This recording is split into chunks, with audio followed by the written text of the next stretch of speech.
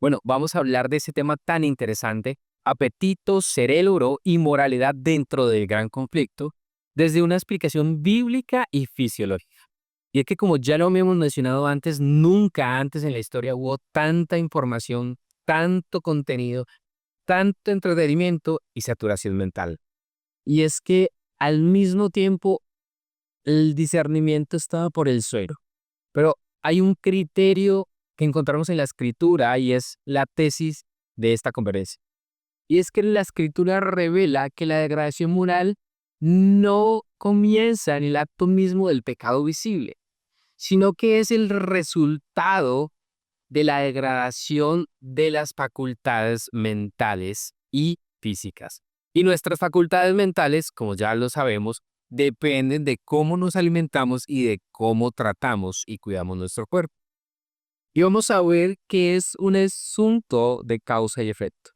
La complacencia del apetito debilita fisiológicamente el cerebro molar y esa debilidad prepara el terreno para la caída espiritual.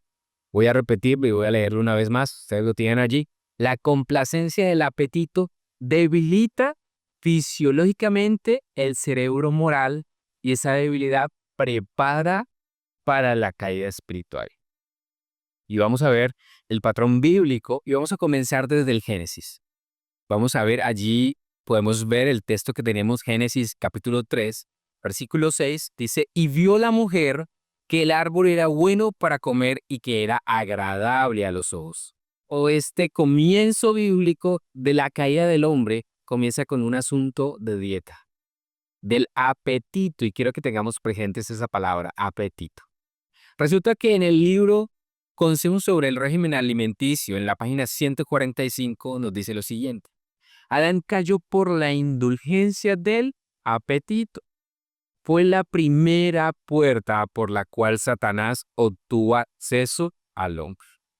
La primera puerta por la cual Satanás obtuvo acceso al hombre fue por el apetito. Y vamos a continuar cronológicamente. Vamos a hablar sobre Israel. Y sabemos que Israel no solo falló en su lealtad a Dios, en su obediencia y en su lucha contra el pecado una vez, sino que fueron en diferentes circunstancias. Vamos a hablar a partir de la siguiente. El apetito y la rebelión como degradación moral. En Números capítulo 11, versículo 4, Israel está renegando y dice, ¿quién nos diera de comer carne? Aparentemente este versículo puede ser insignificante y puede ser una queja a la cual tal vez nosotros constantemente estamos acostumbrados en diferentes aspectos de nuestra vida. Pero vamos a ver qué factores específicos englobaron esta queja de Israel por el apetito. El pecado del apetito no fue un asunto menor, sino que produjo murmuración, destruyó la gratitud, debilitó la mente espiritual, abrió la puerta a la idolatría y la inmoralidad y trajo enfermedad y muerte. Quienes han leído la historia de Israel y este pasaje en específico lo comprenderán, pero en este momento no vamos a profundizar en eso porque nos alargaremos mucho. Vamos a ver cómo en otros momentos Israel volvió y por el apetito cayó moralmente. Una y otra vez Israel cayó moralmente. En Éxodo 16, versículos 2 a 3, murmuraron por la comida en el desierto. Dios había preparado una dieta especial, Dios los tenía en las circunstancias en las que Él los estaba dirigiendo, pero Israel murmuró. Más adelante, en Éxodo el capítulo 32, el versículo 6, vemos cómo en ese episodio de que Moisés va a recibir las tablas de piedra y el pueblo hace un becerro de oro, hay algo significativo que hay en este momento particular de idolatría en el pueblo de Israel y es el comer y beber. Y vemos cómo a lo largo de diferentes caídas morales, el comer y beber está relacionado al pecar que a la degradación moral. En Números, capítulo 11, versículo 4 al 6, vemos cómo Israel vuelve a codiciar la carne y es de esa historia en donde Israel pide a Dios que le dé carne y son enviadas estas codornices que trajeron como resultado mucha muerte. También lo encontramos allí en Números capítulo 6, versículos 31 al 34. Vamos a ver allí mismo en el libro de Números, el capítulo 12, el versículo 15, el desprecio por la dieta divina. Cómo el apetito puede incluso llevarme a mí a despreciar algo que Dios quiere para mí o que Dios me está ofreciendo. Y cuando lo pensamos por un momento puede parecer irracional que yo solamente por el deseo de complacer mi paladar y complacer mi apetito rechace la bendición que Dios me está ofreciendo o incluso podrá rechazar la vida eterna y tantas cosas maravillosas que Dios ha preparado para sus hijos. Veamos qué dice la inspiración acerca de este episodio ocurrido en Cádiz y les acompaño a que lo podamos leer. Dice, Satanás los tentó para que consideraran esta restricción como cruel e injusta. Los hizo codiciar las cosas prohibidas, porque sabía que la complacencia desenfrenada del apetito, y esta palabra vuelve y se repite, la complacencia desenfrenada del apetito tendría a producir sensualidad y por estos medios le resultaría más fácil dominarlos. La pregunta que nosotros nos tenemos que hacer es, ¿será que esa misma estrategia por la cual Satanás buscó dominar al pueblo de Israel es la misma que tal vez puede usar con nosotros para dominarnos en nuestra complacencia del apetito y debilitarnos? El autor de las enfermedades y las miserias asaltará a los hombres donde pueda alcanzar más éxito. Este texto, ese fragmento es de Patriarcas y Profetas en el fragmento 349, párrafo 3. Mayormente por las tentaciones dirigidas al apetito, ha logrado inducir a los hombres a pecar desde la época en que indujo a Eva a comer del fruto prohibido. Y por este mismo y medio indujo a Israel a murmurar contra Dios, porque favorece efectivamente a la satisfacción de las pasiones bajas. ¿Cuáles son esas pasiones bajas? Todas esas cosas que moralmente no están correctas, pero que están allí en la naturaleza caída del ser humano. La intemperancia en el comer y en el beber prepara el camino para que los hombres menosprecien todas las obligaciones morales. Cuando la tentación los asalta, tienen muy poca fuerza de resistencia. Esta última parte es bien interesante. Cuando la tentación nos asalta, el hombre tiene muy poca fuerza de resistencia. Por donde veamos, el mundo está inmerso en una degradación moral y con muy poca capacidad y fortaleza para poder vencer esta situación moral. Vamos a ver un claro contraste de cómo quienes fueron fieles o quienes obedecieron esos asuntos de dieta tuvieron una capacidad moral más alta y no solo una capacidad moral, sino mayor inteligencia. Vamos a ver el caso de Daniel. La fidelidad dietética protege el discernimiento. Y en Daniel capítulo 1, versículo 8 encontramos que dice que Daniel decidió que no se contaminaría con la porción de la comida del rey. Y esto, como sabemos, le trajo gran bendición a Daniel. Y en el mismo capítulo, en el versículo 17, más adelante, encontramos que Dios le dio conocimiento e inteligencia en todas las letras y ciencias. Sin duda, esta obediencia de Daniel le permitió tener un discernimiento mayor y un conocimiento mayor de la ciencia que le fue útil para gobernar en este momento. Ahora, veamos qué ampliación hay sobre esta experiencia de Daniel. Hablando sobre el texto, dice que Daniel sabía que un régimen semejante no fortalecería sus facultades ni aumentaría su capacidad mental. Está hablando de la comida que se presentaba en la mesa del rey. No quería usar vino ni ningún otro estimulante antinatural. No quería hacer nada que oscureciera su mente y Dios le dio conocimiento e inteligencia en todas las letras y ciencias, también entendimiento en toda visión y sueños. Pero para ir de una manera práctica y directa, tenemos que llegar a nuestro mayor ejemplo, y fue Cristo. Cristo también nos mostró cómo el tema de la dieta es un tema importantísimo para nuestra capacidad de discernir, para nuestra capacidad de estar fuertes ante los embates morales, ante los embates instintivos. Y Cristo sin duda tenía que venir y vencer en nombre de toda la humanidad. Vamos a ver qué encontramos sobre Cristo en la Biblia. El ayuno como restauración del dominio propio.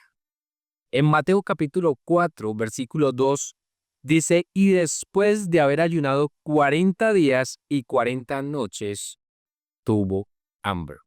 Vemos este episodio en el que Cristo, antes de comenzar su ministerio y después de haber sido bautizado con el Espíritu Santo en el Jordán, se va al desierto a prepararse en ayuno y en oración, porque de alguna manera Cristo mismo entendía que el poder vencer los apetitos básicos, los apetitos instintivos por la sobrevivencia y depender de una fuerza y de una fortaleza mayor iba a ser una clave significativa.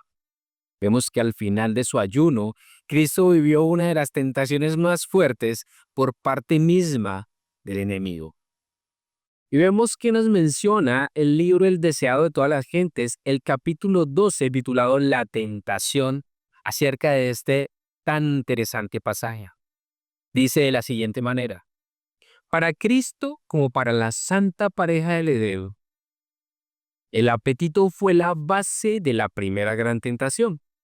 Precisamente donde empezó la ruina, debe empezar la obra de nuestra redención. Quiero repetir este pedazo. Precisamente donde empezó la ruina, debía empezar la obra de nuestra redención, en la dieta y en el apetito. Así como por haber complacido el apetito, Adán cayó por sobreponerse al apetito, Cristo debía vencer. Qué maravillosas palabras, entender cómo Cristo vino a cumplir lo que el hombre no pudo cumplir y a vencer donde el hombre fue vencido.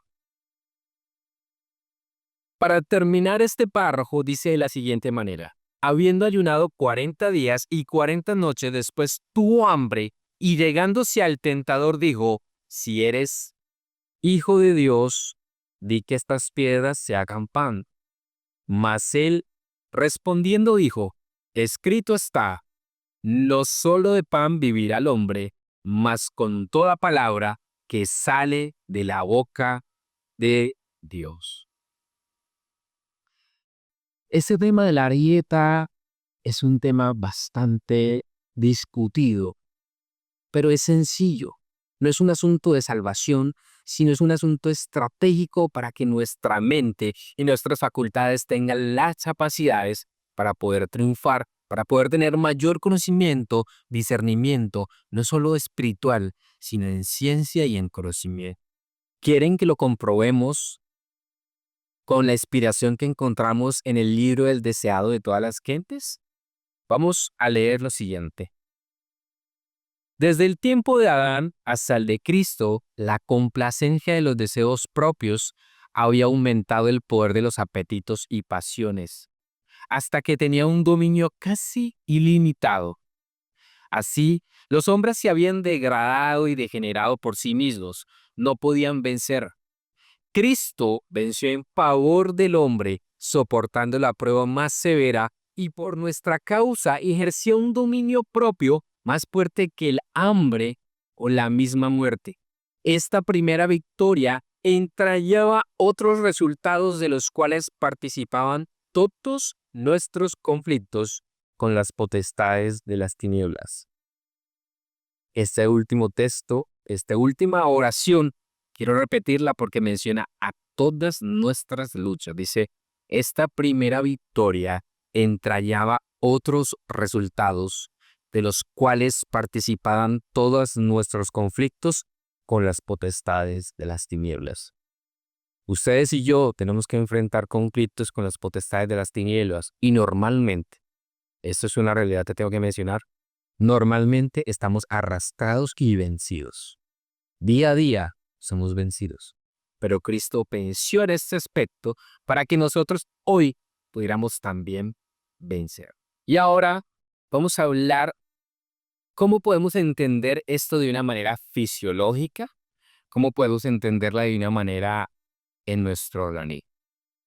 Resulta que nuestro cerebro podemos denominar el cerebro moral a una faceta particular del cerebro. Está conformado de dos aspectos importantes. Uno es el sistema límbico y el otro es la corteza prefrontal.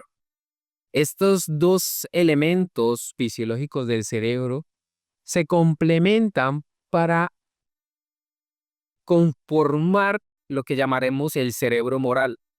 En otros tipos de literatura lo podemos encontrar como el cerebro primitivo o el cerebro básico, que es el que se encarga de todas esas impulsos primitivos del hombre, como la alimentación, la reproducción, lo básico que el ser humano o que un organismo requiere para mantener su subsistencia y su sobrevivencia. Y tal vez no es muy teológico, pero muchos científicos hablan de que precisamente eso es lo que tenemos en común con el resto de animales, lo instintivo. Pero como seres humanos tenemos capas del cerebro que nos diferencian y nos permiten tener ese cerebro moral. Voy a leer con ustedes para que podamos aprender del libro de Fisiología y Anatomía de Tórtora que nos habla acerca de esa corteza prefrontal que les mencioné hace un momento. Dice que la corteza prefrontal es el área de asociación frontal. Es esa área que encontramos aquí en más superficial de nuestro cerebro, justo en esta zona.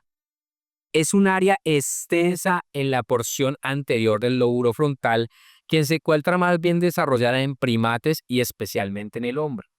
Las áreas 9, 10, 11 y 12, el área 12 nos ilustra ya que se encuentra en la superficie medial. Estas áreas las vamos a ver ahora en una imagen para que podamos entender qué está hablando este fragmento y lo estoy leyendo tal cual lo encontramos en el libro. Presenta numerosas conexiones con otras áreas de la corteza cerebral: tálamo, hipotálamo, sistema límbico y cerebelo. Y mire, esta parte es la que es más importante a mencionar en este párrafo del libro. La corteza prefrontal se relaciona con el desarrollo de la personalidad, el intelecto, las habilidades complejas de aprendizaje, recuperación de la información, la iniciativa, el juicio y la perspectiva.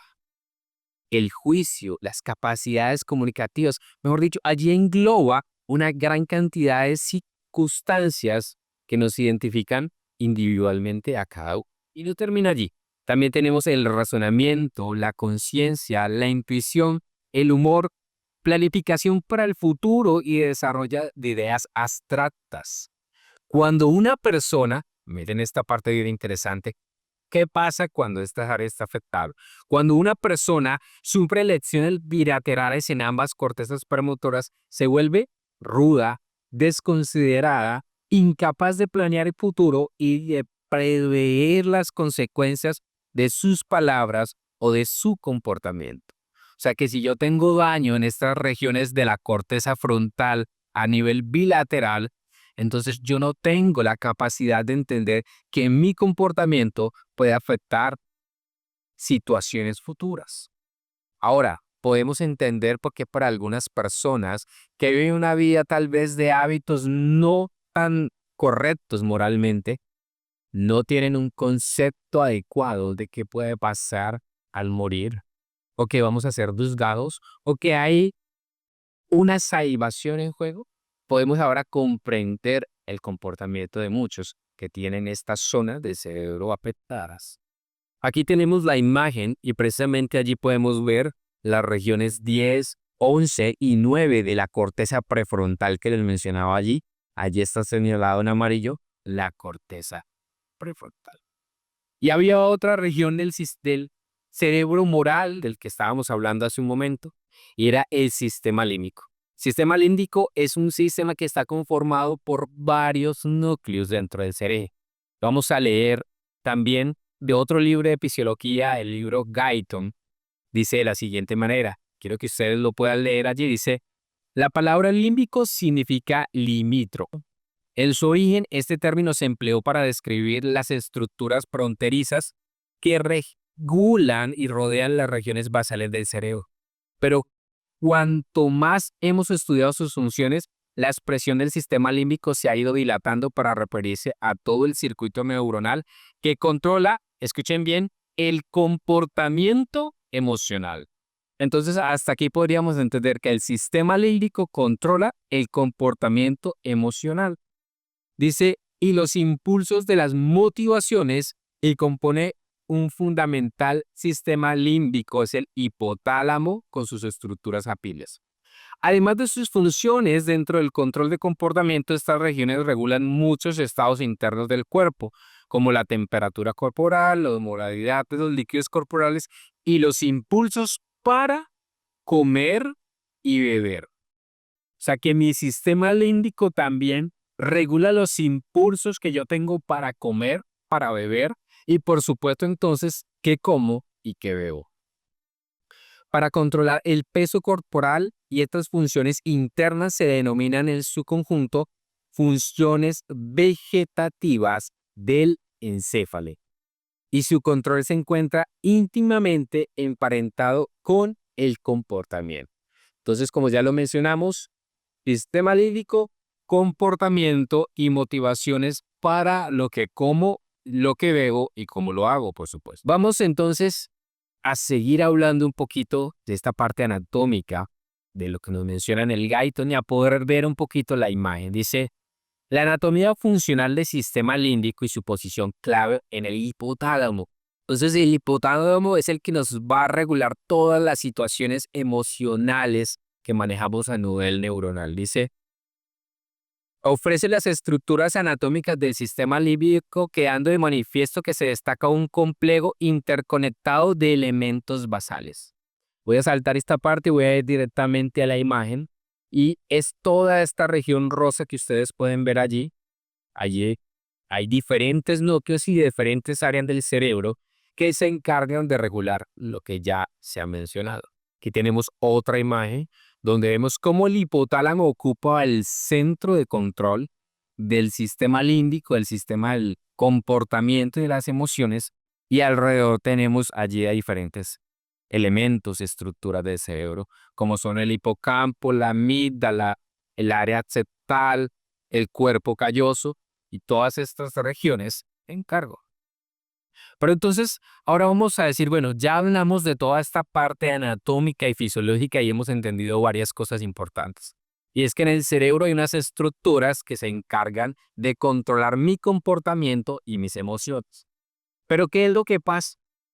¿Cómo llega a afectarse y cómo llegan a dañarse estas estructuras para que no funcionen correctamente y yo pierda las capacidades de discernir? Entonces, voy a mencionarles que dentro del cerebro hay algo llamado la barrera hematoencefálica.